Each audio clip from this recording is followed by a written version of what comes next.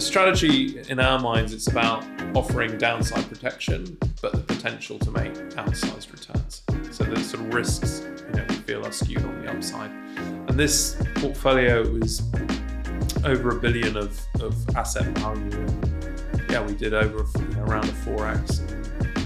4x on equity. Yeah, and then a 40 plus IRR. So it was, it kind of knocked it out of the park. Real estate debt is interesting, but the high returns, the super profit, that's earned by the equity, not the debt. I'm cautiously optimistic. I think this will be quite a good vintage from an investment perspective, 2024. I think 2025 may be, also very good.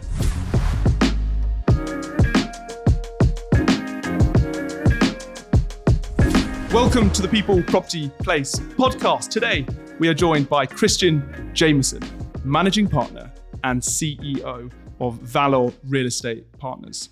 Christian set Valor up in 2016 with investment partners Jeffrey Kelter and Robert Savage, with the idea of creating a pan-European real estate investment and asset management partnership focused exclusively on the logistics sector. Today, they have over 3 billion euros under management, spanning over 180 properties and 12 million square feet.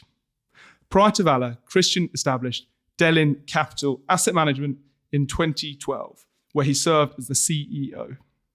He's worked at Robert Fleming, Credit Suisse, GE Real Estate, and JP Morgan, having graduated from the University of Bristol with a B.Sc in economics and politics. And it gives me great pleasure that he joins me here today. So Christian, welcome to the podcast. Thank you, Matthew. Pleasure to be here. Not at all. Well, look, I'm really excited to unpack your story and specifically how you've set Valor up and created a leading pan-European logistics platform. But we'll get onto that a little bit later in terms of our conversation. But a place that I always like to start these chats is how and why did you get into real estate? Sure. Well, great to be here. I started my career in investment banking in generalist mergers and acquisitions, which was very broad, very interesting, place to start my business career. And it was there that I first started to get involved in some real estate deals. And I was immediately attracted to the sector. It was very dynamic, very entrepreneurial, and very transactional. And of course, full of a lot of interesting characters. We were advising, I remember once, Pillar Property, Raymond Mould, Patrick Vaughan, who are very sort of well known in the UK property scene and very prolific investors and very interesting characters. And yes, I really felt like it was a great career option for me. It's driven by economics, as you know, supply demand, enable me to use the M&A skills, doing transactions, and be surrounded by interesting, intriguing, entrepreneurial people. So that's what attracted me to the sector, and I moved from investment banking to GE Real Estate. Initially, I joined GE as part of their M&A team, but very quickly transitioned into the real estate business, working in Paris and London. And it was a fantastic team of people. GE is a great alumni. It's sad it's no longer with us, but all good things come to an end, as they say. So it was a fantastic experience. And of course, this was coming up to what ended up becoming the GFC. But in the run up to that, in the mid 2000s, GE's funding model, it was using its AAA balance sheet, which had always been a huge advantage for it, was starting to sort of come under pressure because other people were able to borrow so cheaply, both in syndicated lending and in the CMBS markets. I mean, you saw spreads on debt coming down to really fine levels. And that kind of I found very interesting. And, I really wanted to understand a little bit more about debt structuring, because GE always structured all its real estate business or real estate investments via its corporate balance sheet. Whereas almost, well, a lot of the other industry participants would fund at the asset level. And I felt like the asset level borrowing, structuring was sort of something I was missing in terms of my understanding of real estate. So that kind of prompted the move to JP Morgan, which was a fascinating place. And again, a great sort of group of people and a great sort of alumni. And then a fascinating place to work as the GFC unfolded in kind of 2008, 9, 10. And, you know, I guess JP Morgan came out of that very strongly. And it was, you know, it was a fascinating experience. But ultimately, I think with real estate, you know, I wanted to be on the buy side.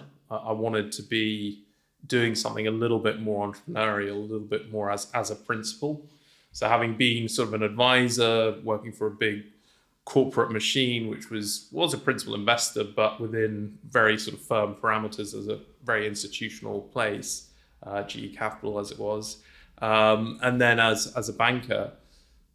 But really those experiences, I think, gave me the sort of strong foundations to then try and really be more entrepreneurial and try and set something up.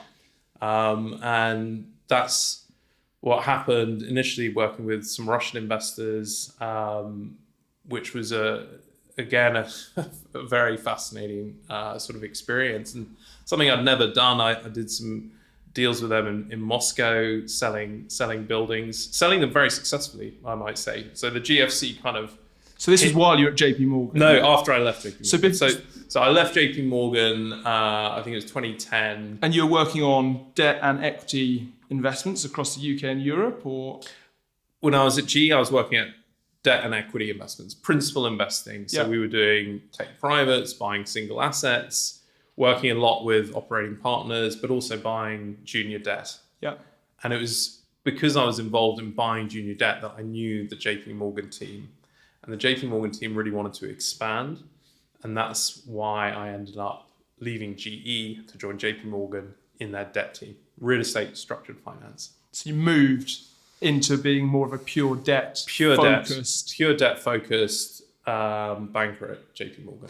And the timing was 2007, 2009. So from a kind of a lending perspective. So it was like, from a lending perspective, it was kind of full circle, right? So in 2007, when I first joined, was it 07 or end of 06? But anyway, the market was on fire. I mean, it was almost, I remember there was a joke sort of going around that you take the LTV and that's the spread. So 75 LTV loan to value loan, we can do that for 75 basis points. I mean, I'm not even sure, you get a senior lender to do a 75 LTV loan today. And if they did, I mean, it would be priced in the 200 to 300s, right? So it was very tight margins and the market was just going crazy. I mean, there was 95% LTV financing available. It was pretty racy. As we all know now, we all reflect on it and think, oh, how crazy that was. But at the time, it was, what was the Citigroup guy say? As long as the music's playing, you got to keep dancing. And it was an element of that, I think. And it was just a culture of just money out the door, lend. Listen, we were a lot more conservative at JP Morgan than other places. And as a result, JP Morgan emerged from a position of strength. But, JP Morgan did acquire Washington Mutual, then Bear Stearns. I mean, Bear Stearns came with a lot of loans that they were packaging together to securitize. And those were illiquid at that point in time. So that was, that created some challenges. But it was like having a ringside seat as you watch this sort of financial system. It's a slow motion car crash in a way. But listen, the euro survived, the world continued, and actually it was in a way, a perfect opportunity and a perfect time to set up a new business. Can I just interject? Sorry, just before we get on to that, because I want to spend quite a bit of time there. But just rewinding the story a little bit. Sure. Did you have any family in real estate? And what was the decision also to go and study economics and politics at Bristol? Was it because you always wanted to kind of get into banking? I think economics and politics was a decision around, I knew I wanted a general career in business, maybe in investment banking, maybe not. I did an internship at JP Morgan when I was after my second year at uni. And that sort of got me into, I want to be an investment banker. This is so cool. But the decision to do economics and politics was more a sort of, I want to go generally into business. And I was also conscious, I'd never studied economics before. And I felt like that's something I should, have some understanding of. I was good at maths and I felt I could pick it up. And then politics affects everyone. That's, an important part of, government, society, yet, you never really study it, never really get into it. And I really felt like it was something I wanted to learn about. And it is a fascinating subject. I really enjoyed it. And so post university, did you do the milk rounds at some banks or financial institutions before landing at Robert Fleming? Or I did, and that was quite a sort of slog during the last year. Robert Fleming were a smaller independent British bank, and I felt like the graduate training program, they were a little friendlier than some of the other banks, and I thought it was a good place to start. And then I was there for a year and a bit when the opportunity came to join Credit Suisse First Boston, as it was then, and it was sad to see what's happened to Credit Suisse, but back then it was a real powerhouse. It had a leading technology franchise, Frank Quattrone, and CS Financial Products, as it was then, was a huge derivatives trading house, and CSFB was a bulge bracket investment bank, and so it was great to, I guess, experience that kind of more traditional corporate finance, British merchant banking model, and then the kind of US. CSFB's headquarters was very much New York, not Zurich, and the kind of US investment banking bulge bracket culture, completely different. And super experience. It was 5 years between the two of them, a year and a half at Fleming's and then 3.5 years at CSFB. In that time, it's almost like you get 10 years worth of experience in 5 years. It was really long hours, pretty intense, but a wonderful foundation for the rest of my career in terms of teaching you work ethic, attention to details, the modeling, etc., etc. But look, I also realized I was not going to be an M&A banker all my life. You get a very broad exposure, which is perfect for your early career, but you really are bouncing from pharmaceuticals one day, building materials, media, real estate, you're bouncing around all different kinds of sectors, which is fascinating in a way, but I wanted something where I could have a little bit more continuity, where the knowledge could build upon itself and you could become a really sort of a deep kind of expert in one field. So I enjoyed it. I made a lot of really good friends when you're sort of in the trenches. You're working till the early hours of the morning on a daily basis, and it's quite grueling. But we were young and we enjoyed it, and it was work hard, play hard. So it was good fun. And then we did an associate training program in New York, which was really good fun, I can tell you. So yeah, it was a good experience. And what was it particularly about real estate that stood out for you over and above pharmaceuticals or media or tech or the other kind of sectors that you were looking at? It was a transactional business. It was like, you really are buying, assets the whole time. It was, that kind of always doing deals and finding deals. It was the characters, and then it was a sector that's really driven by economics. I mean, what's going on in the economy, interest rates, these are key drivers of occupational demand, which ultimately drives rent. So I felt like it combined lots of elements that enabled me to kind of utilize the skills that I'd sort of gathered from investment banking. So you'd worked across debt, equity, M&A, advisory. It came to a stage where you left JP Morgan. Can we pick up the story there and just talk, just about why you left, and then just talk to me, about the kind of the Russian deals that you were doing and how that kind of evolved? Well, so the JP Morgan, I mean, we'd grown the team hugely, and of course, global financial crisis happens. There's no syndications market. There's no CMBS market. We then shrunk the team right down. So there was just no role left really to do that sort of lending that JP Morgan had wanted to do was no longer available.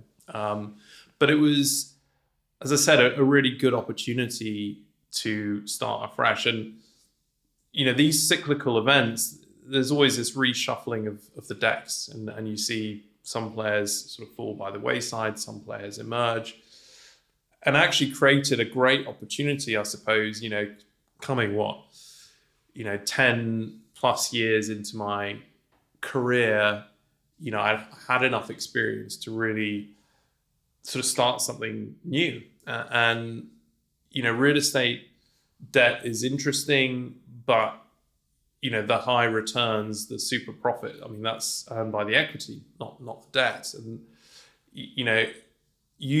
clever use of leverage is an important part of generating returns, but ultimately, the returns, the equity story is more interesting to me. And I was pretty clear in my mind, I wanted to get more onto the buy side, doing my own thing, trying to generate profits for investors and participating in that was, what I wanted. And that's ultimately, in my mind, the most interesting part of real estate is you want to sort of create your own businesses. I mean, if I said back at the beginning, how we worked with Pillar Property, and if you look back at Raymond and Patrick, they had a history of creating platforms, selling them and reinventing themselves. And you look throughout the real estate space, and there's lots of those serial entrepreneurs that kind of are able to create platforms and, do very well out of it. And that's sort of what I wanted to try and do more of. Did you struggle changing hats from debt downside protection, limiting, looking at risk mitigation versus flipping to being more equity and upside? Not that much, because that's what I was doing at GE. So GE was mainly equity investing. It was using the GE balance sheet to leverage that equity, but it was mainly looking at generating equity returns. So the JP Morgan debt experience kind of rounded that kind of broader experience off, so you could know how to leverage it or utilize it effectively when you're looking at it from an equity perspective. Yeah, that's right. I'd sort of got the ingredients, I suppose, through these various experiences. And then, coming out of GFC, I was doing my own thing, trying to work with specific investors on specific deals, mainly high net worths. I mean, there was a moment in time where you could buy long let warehouses to like supermarket covenants at 8% yields. I mean, 15-year income, I mean, you're getting all your money back and more from contracted rent, and then you're effectively owning the asset for free. And there was a window to do these types of deals. So I was working with some high net worth individual clients. Just under your own kind of self? Just under my own steam, just trying to put them into some of these specific opportunities. And that's how I met these Russian investors who we set up Delin Capital with. And it was Igor and his sort of cohorts. And I started working a little bit with them on a kind of trying to find them investment opportunities. But then it kind of emerged that they weren't quite ready to do investors, still wanted to get to know the market a little bit more, but had a lot of exposure still in Moscow, a lot of office buildings that they had, which they wanted to sell. And so I helped sell some of those assets, realized, I think, several $100 million worth of proceeds, a decent proportion of which we then took to create this CPP1 fund, Capital Preservation Portfolio 1, with Delin Capital Asset Management as the sort of fund manager of that vehicle. And that was the genesis of Delin Capital Asset Management. Hired, I think you've had Katerina on the podcast, hired her to help initially with the Moscow stuff, and then to launch the industrial strategy in Western Europe, the DCAM, or Delin Property as it's now known.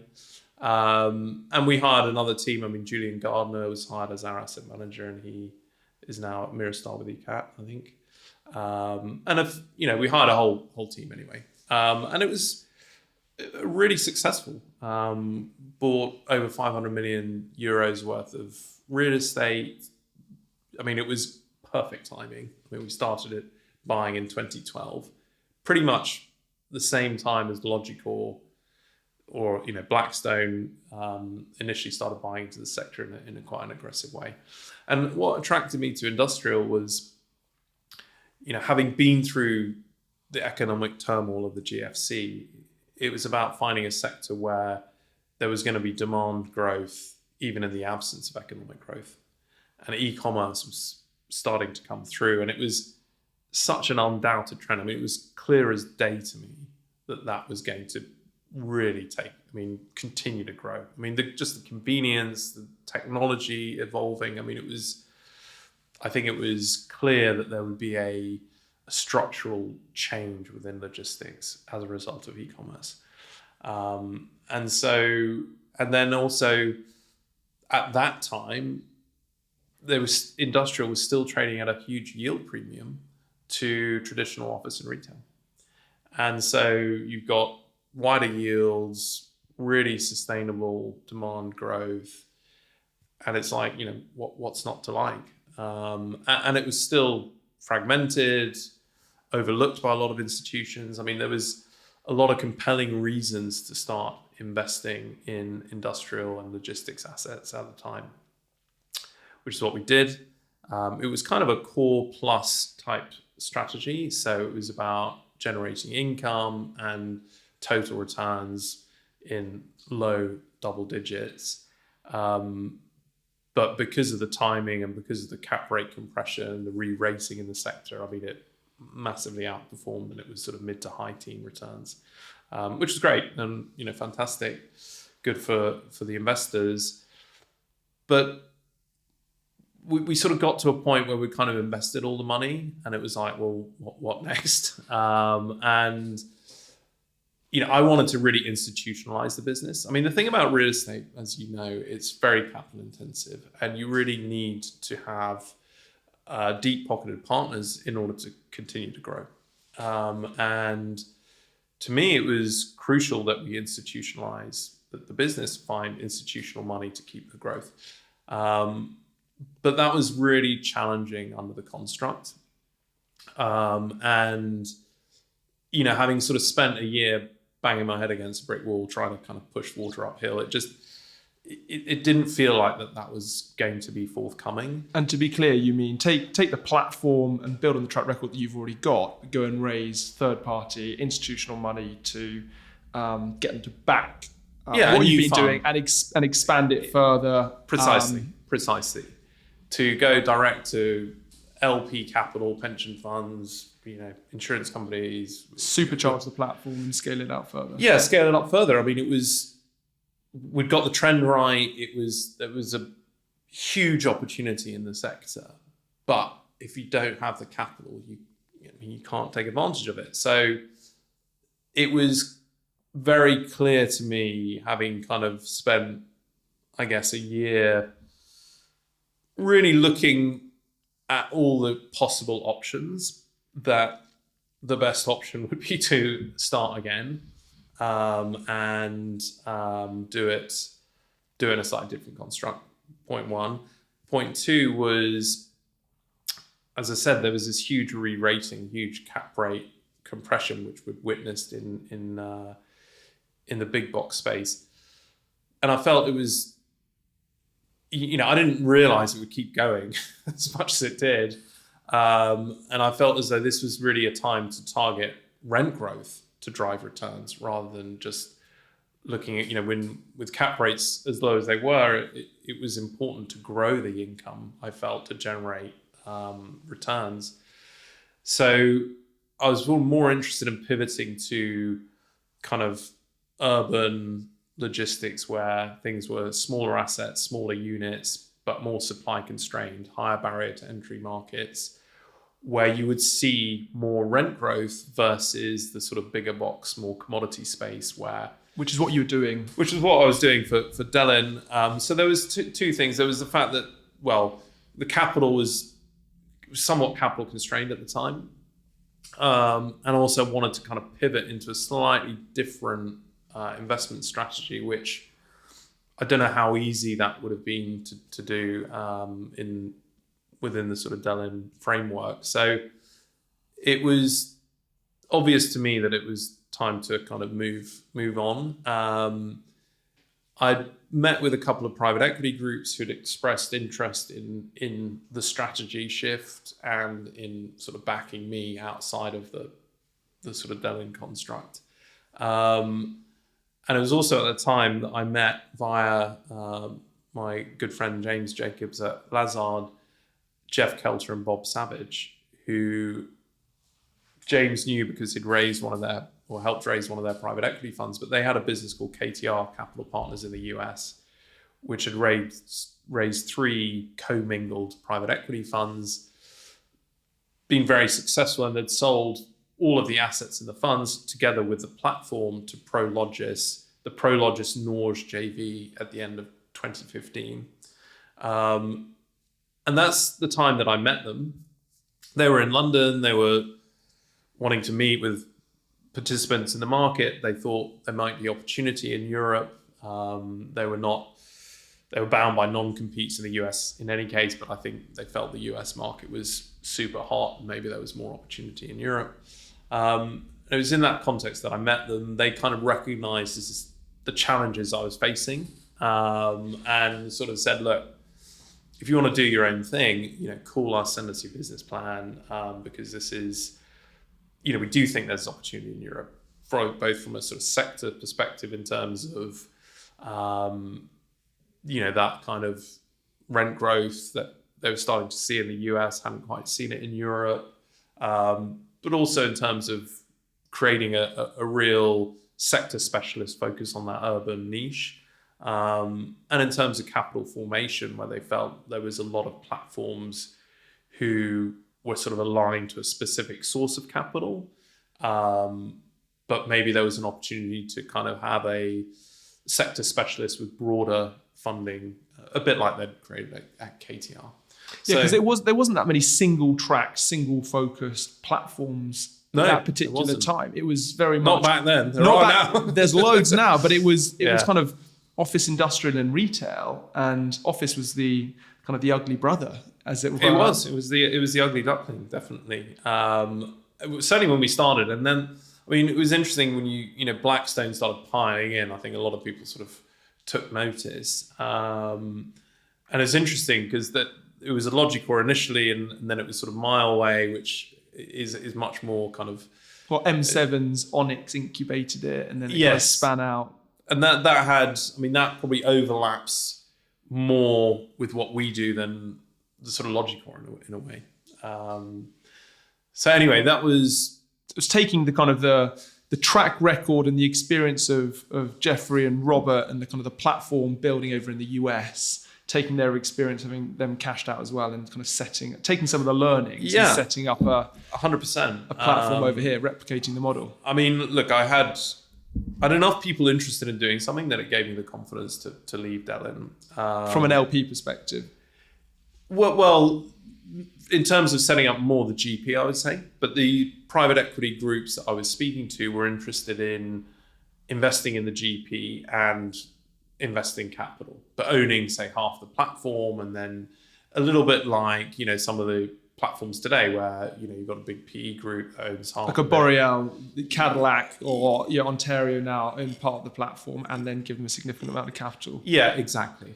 And did you want to have that relationship or not? Because I find when I talk to founders or owners, some don't mind getting kind of wedded to a particular capital source, depending on how much capital and what their kind of commitment, value, and aspirations are. And others are very, very keen to remain independent and be able to maybe set up or have relationships with different capital sources for different funds or series or whatever it might be, but they're very clear that they don't want the capital to own a stake in the GP. What was your view at the time, and what did you decide to do? Well, I was open-minded about it. But I mean, I think, given a preference, you'd rather be independent. You only get to sell once, and actually selling right at the beginning is maybe not as good as selling close to the end. But I was, I wanted to get the business set up. I mean, I also realized, one of the, the learnings I had from Delin was, trying to do things on a very tight budget is possible. And you sort of wait till you've got incremental fee revenue, and then you hire one more person, wait till you get fee, but it's slower. And actually it's a huge opportunity cost. And so, I was very keen to have sufficient capital, working capital, to kind of hit the ground, like hire more quickly, get into the market more quickly. So it was important that I have a partner.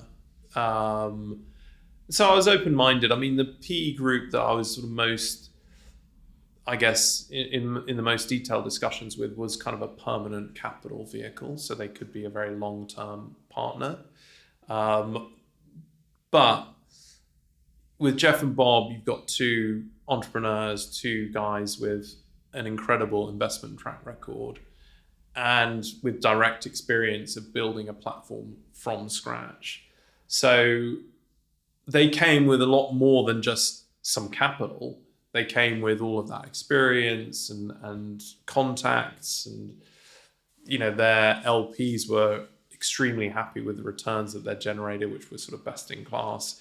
So they have like a 20-year track record of 20 plus IRRs. So it plug that straight in. Yeah, it was pretty clear to me that actually, that they would be the right choice of partner, that they bring a huge amount to the table, that will accelerate Valor and enable it to be even more successful, and no regrets. That they have been fantastic to partner with.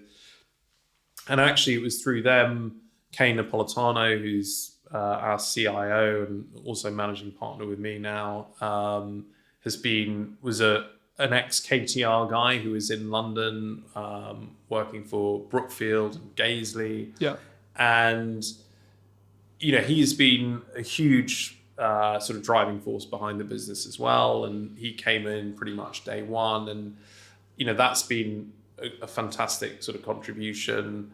And then Victor Macias, our head of developments, came via a relationship with Kane, and he joined pretty much straight away.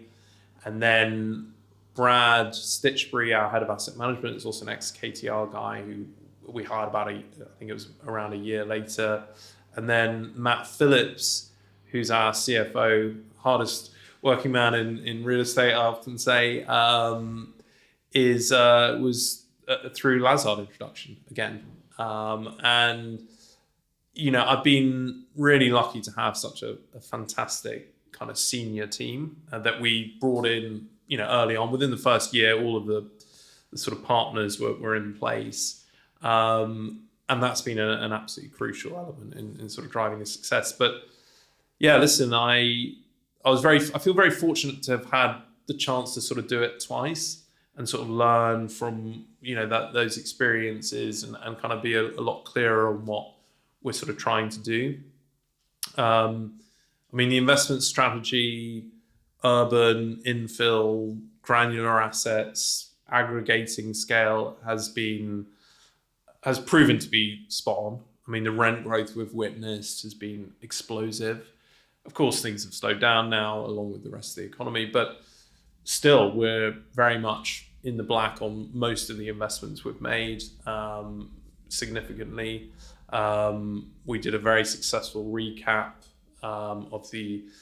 so initially we started doing some deals with our own capital, but then AIG, we brought on the US. Yeah, I was going to ask you, how did you start, the first couple of deals? How did you kind of get them off the ground? And what was the strategy as well? You talk about it being kind of last mile or kind of urban-led, more granular type schemes. What was it kind of core plus, value add, opportunistic type returns? And then how did you kind of, do your first deal and then first 10, as it were? Sure. So the opportunity we felt was in kind of the urban, high barrier to entry, kind of last mile space, particularly around the big cities. So it was London and Paris was kind of the initial focus.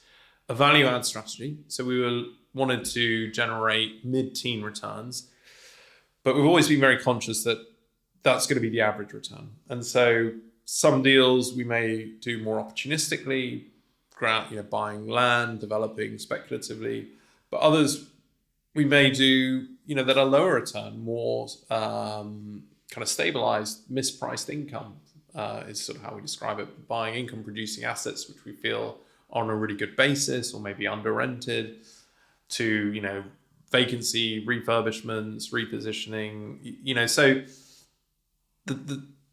the idea is to curate a portfolio that encompasses different elements, different risk profiles, but the average return should be mid-teens. We initially started doing deals using our own capital. Jeff and Bob were able to fund a few transactions.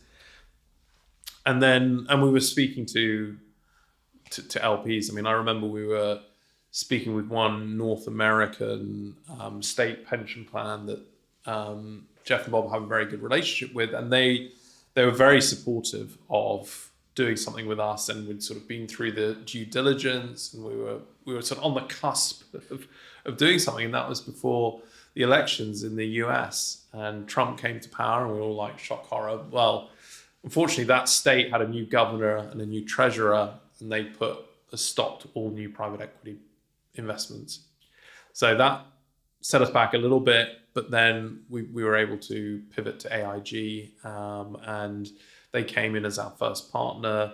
We took the initial assets we'd acquired into that vehicle, and we did a bunch of, a whole load of deals with them for, I think good 18 months, built up this portfolio, which we then recapitalized years later with Blackstone, and that was very successful. I mean, it was a sort of vindication. I mean, the strategy in our minds, it's about offering downside protection, but the potential to make outsized returns. So that sort of risks, we feel are skewed on the upside.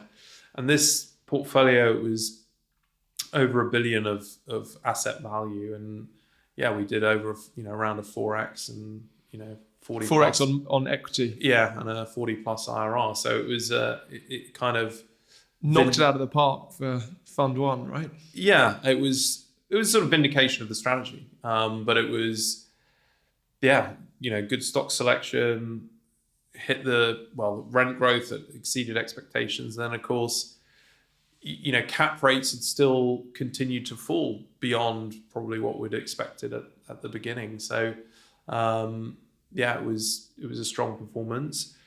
And then we kind of brought on another North American investor after AIG, a Texan private equity group that was sort of very friendly with Jeff and Bob.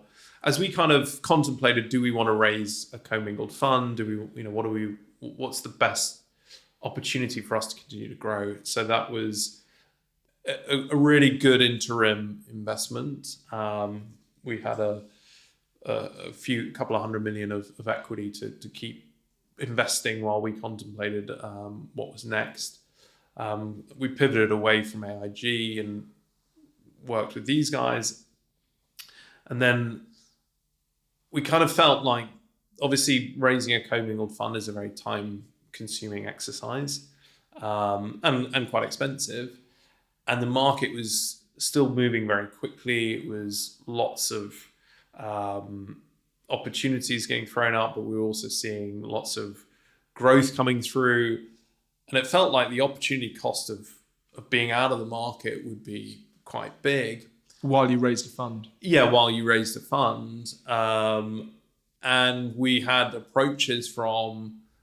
direct approaches from big LPs saying, we would like to do stuff with you guys, such that we felt the right thing would be to sort of, why sort of not, if you've got this opportunity to kind of keep going and keep growing the platform, why would we not take it? And the economics on offer was kind of fund-like fee structures. So it felt like this was the right option for us. And that was, then we partnered with Quadrille, the British Columbia real estate arm, Dennis Lopez, Jay Kwan, who've been great partners. I mean, they are really stand-up guys. And we did an initial program with them, bought around €1 billion of real estate, and then they re-upped and gave us, around $1 billion of new equity to continue that program. And we're still,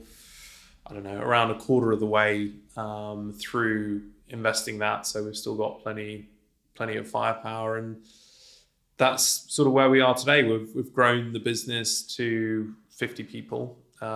We have main offices in London, and then we have a pretty decent sized office in Paris, just on the Champs-Elysees, and a smaller office in Berlin.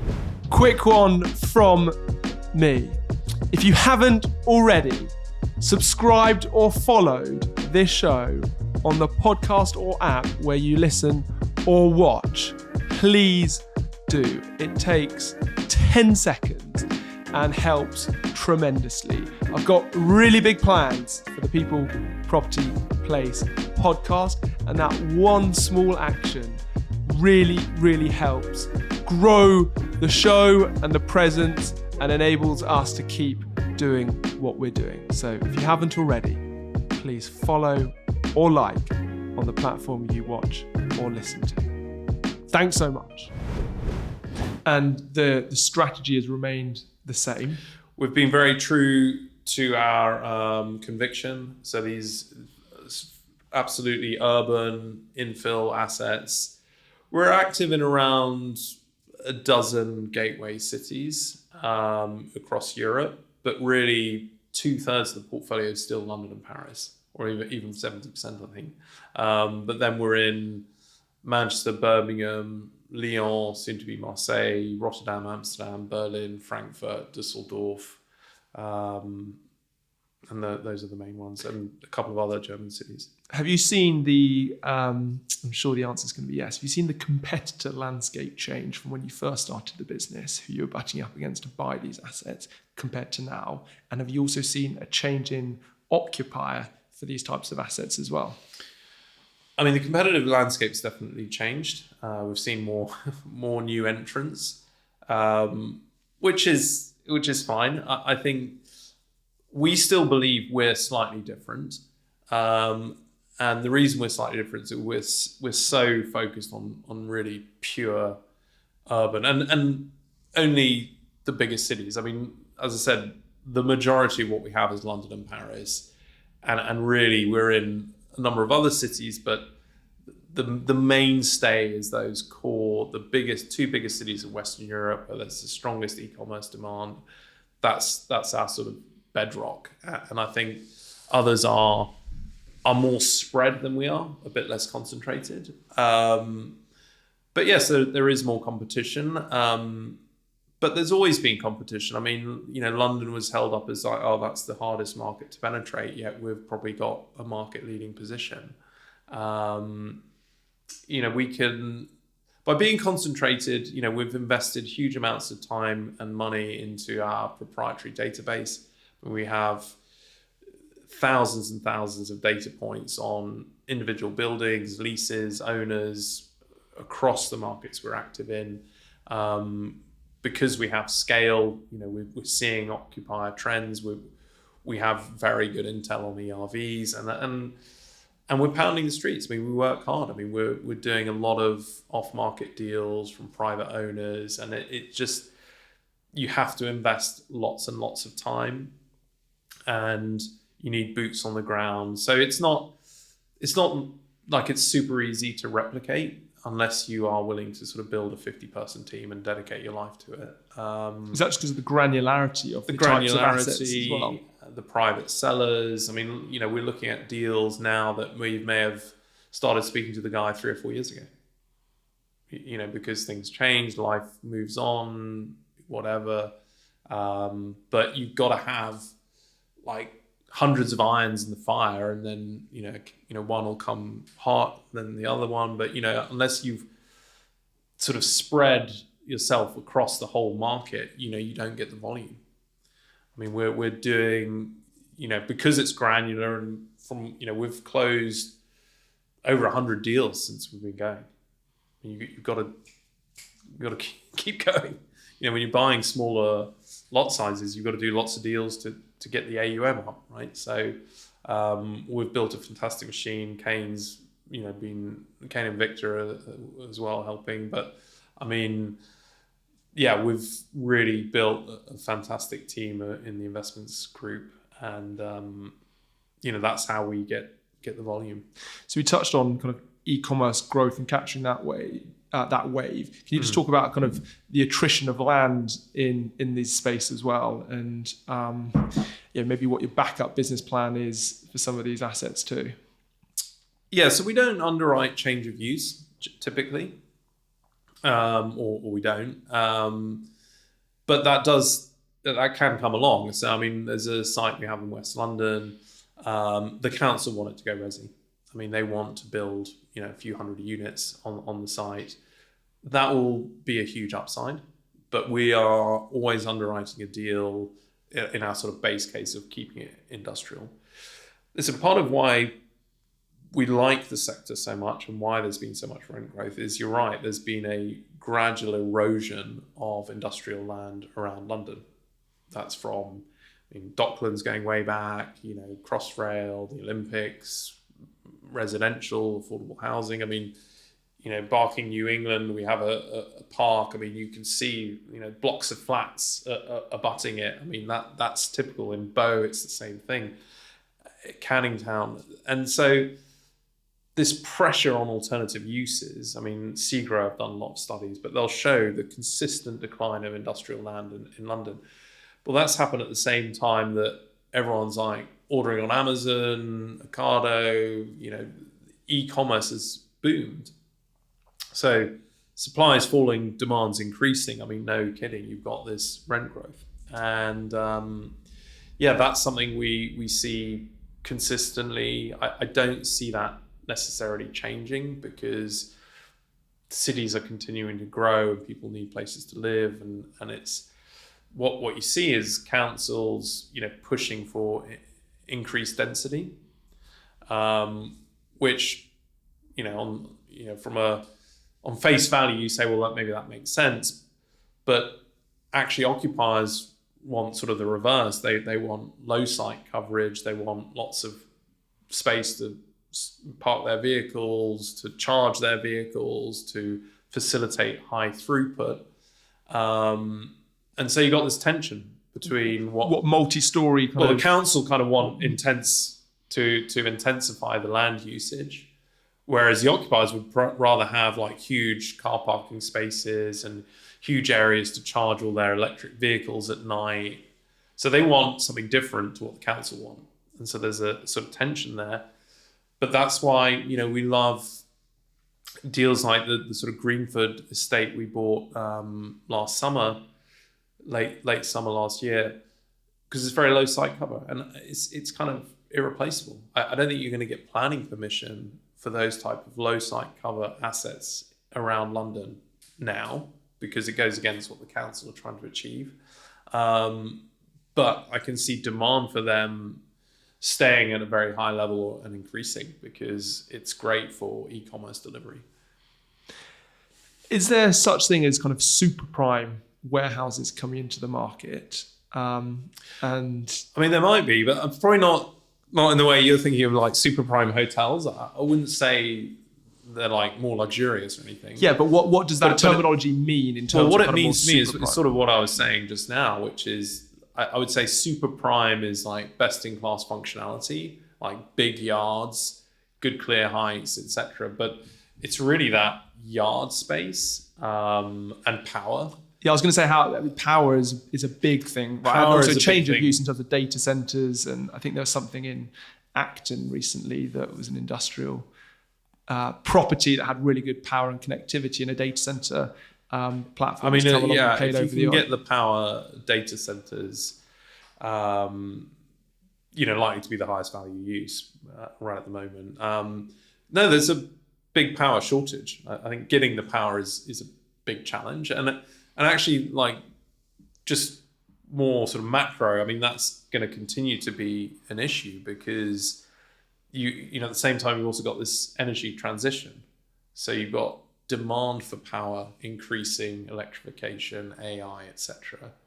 But also people want to rely less and less on fossil fuels, understandably so. But like, what fills the void? So you've got demand for power increasing massively, plus potentially the supply of power sort of reducing because you're going to do less fossil fuels. So there's a bit of a conundrum around power sort of more globally. And you see that in real estate. I mean, in West London right now, it's very hard to get the power you want. But you're right. What would be super prime? It would be those things and lots of power, best in class functionality, big yards, and then lots of power. And are they demanded, and occupiers demanding kind of sustainability and ESG, or just given the nature of them, it's kind of not there quite yet? No, yes, I think occupiers are very conscious of it, and they will have policies around it. We do what we can to improve the ESG scoring, and we do our GRESB report every year, and we need to improve on that. But buying older assets and improving them is often a better carbon story than just knocking it down and then building an outstanding in its place, because a lot of the embedded carbon is in the build.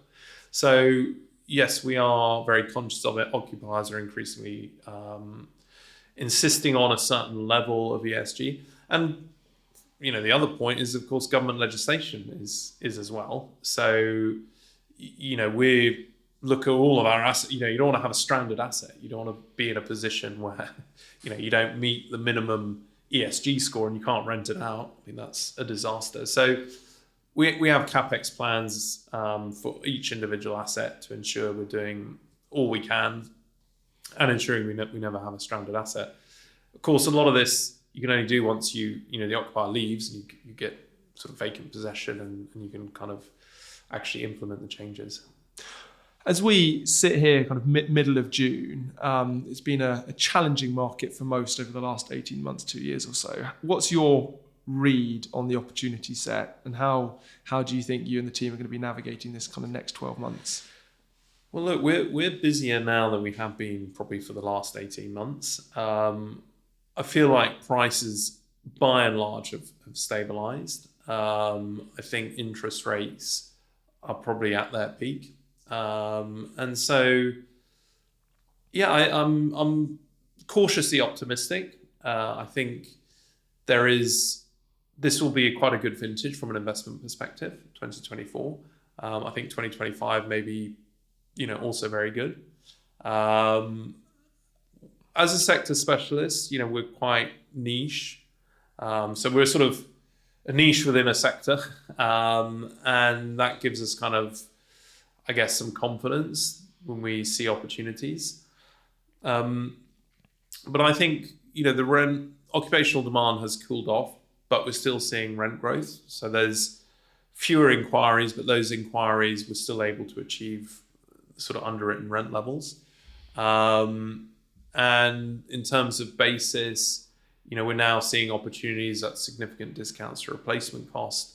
So if we're buying good functional assets in great locations below replacement cost, that's the sort of deals we like to do. It's a bit easier on the continent than in the UK, partly because of the lower funding costs in the continent. I think Germany is still quite challenging from a bid offer spread perspective. We're still seeing seller aspirations being a bit higher than what we're willing to pay.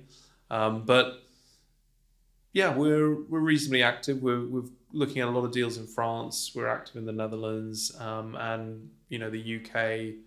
We're always finding good opportunities just because we're very active here, and we can always pick off a couple of deals around the UK. So listen, we're busy, we're open, we're doing stuff. We've got capital to deploy, and I think 24 will be a good vintage. I think 25. So yeah, I'm optimistic. It's been a challenging time in terms of raising capital, and I guess LPs are not going to get fired for allocating capital to Blackstone. A bit more scrutiny when allocating to kind of single specialists. I guess you've built the track record up, and that speaks for itself, as you touched on today. But I guess looking forward, how do you see the kind of the capital raising environment as you look to kind of expand your book of relationships with LPs, or is now the time to kind of think about maybe raising a dedicated fund as well? Yeah, I think as one advisor put it to me, you're not missing much. I think the LP market's super challenging, partly because of, obviously, I guess, a fear factor around what's been going on as interest rates have moved. But also, there's been much less liquidity in the market. So there's been much less capital returned to LPs. And so in terms of allocations, normally they would expect to be repaid and then they redeploy, but that repayment hasn't happened. So they're sort of a little stuck. Listen, as I said earlier, we've still got this substantial amount of capital with Quadrille to invest, and that's our main priority. What we do in the future, who knows? That remains to be seen. But I mean, we're not actively kind of out there looking to raise LP capital, and I'm quite grateful for that, because I think it's a super challenging environment.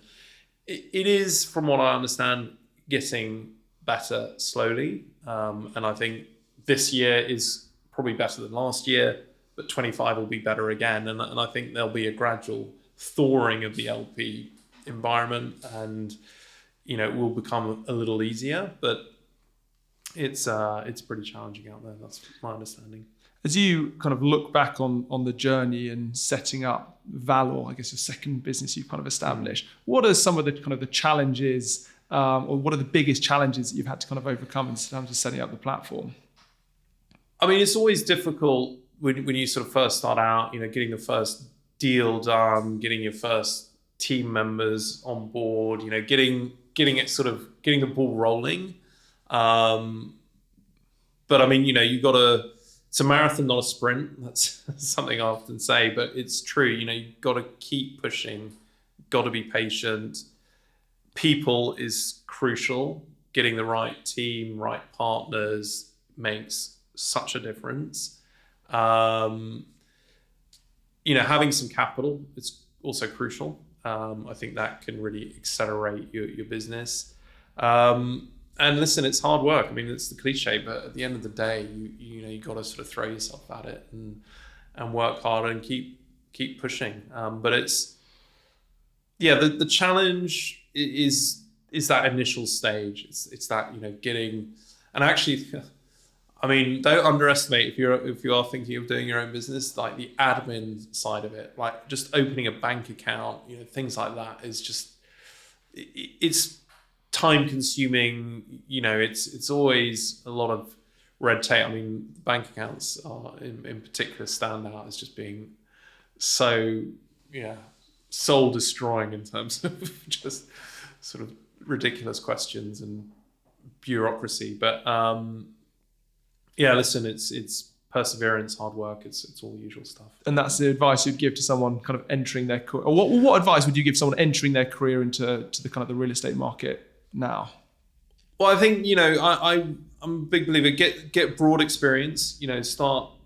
I suppose that's what I did. But it's always good to kind of have some breadth of experience, experience of leasing, of buying, of the debt, all the different facets. So then that will enable you to become a sort of rounded professional. And I enjoyed M&A as an entry point. Means maybe not for everyone, but that was a good opportunity. I mean, Kane, my partner, he started off doing leasing, and I think that's given him a real kind of insight in terms of becoming a great investor. So everyone sort of takes their own path, but the important thing when you're young is to get a breadth of experience, and to work hard. I mean, this is what I keep saying to the kids. Unfortunately, there's no shortcuts. You really do need to kind of work hard and dedicate yourself to it in order to kind of get the knowledge and experience to really add value. What does work hard actually mean? Because, it gets bandied around a lot. Are we talking, 12-hour days? Is it 18-hour days? Is it weekends? Is it, what? I mean, it can be all of that, but it's I guess about, there's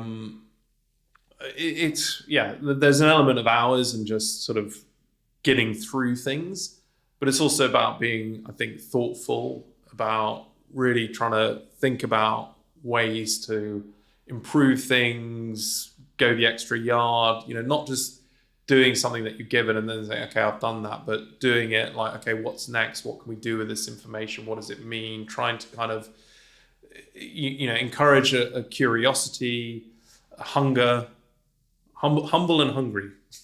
That's what you want to be.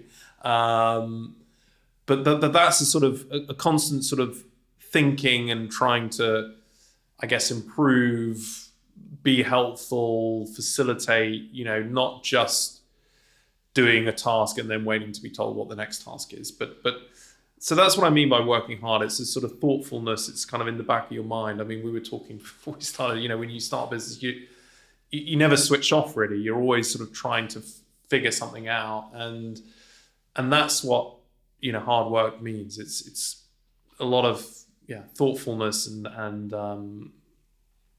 trying to sort of improve things. So, Christian, as we draw to a close, something that I do on every podcast is ask the guests, if I gave you £500 million of capital, who are the people, what property, and which place would you look to deploy that capital? Well, Matthew, as you know, we are a sector specialist. So, listen, I've got huge conviction, and I invest in all our funds, as do all the partners. So, I mean, obviously, the answer would be I'd invest it in urban logistics in London, Paris, key gateway cities around Europe. I mean, there's still a huge supply-demand imbalance. I think the tailwinds will endure over the medium to long term, and we can generate great returns. I've got what I think is the best team on the street. So, listen, that's what I would do if you gave me that money. In fact, do you want to give me that money? I would love to be in a position to give you that money one day. Yeah. If I was to say, look, you can't have your team, you can't have Paris and London, Germany, but you can have the 500 million. Which sector would you invest in, or how would you kind of deploy that capital? Well, I think so if I didn't have sheds, I might focus on beds. But I've always liked the hotel sector. I did a little bit of that when I was at GE. I mean, the fact you can adjust room rates on a daily basis, it's an operational business. I mean, I think over the long term, I think they say it's the best hedge against inflation.